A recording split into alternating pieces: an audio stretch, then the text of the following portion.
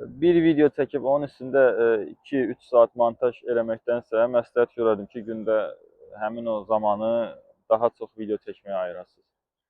Çünki alqoritmlər elə işləyir ki, nə qədər çox video çəkirsənsə, o qədər də məsələn bir serial kimi də, yəni belə deyim, serial kimi. Yəni adam bir gündə bir dəfə sizi görəcək, hə, unutdu, getdi, başlayacaq başqa videolara baxmağa və bir də sabahla onun qabağına ya çıxasınız, ya çıxmayasınız. Amma siz gündə 20 dənə, 30 dənə, indi bacardığınız qədər də heç olmasa minimum bir 6 dənə, 7 dənə video paylaşsanız, düşünün ki, insan çevirir. Məsəl üçün, bir dənə video səhər vaxtı siz gəldiniz, üstdən biraz keçir, birini də çevirir, yenə siz gəldiniz.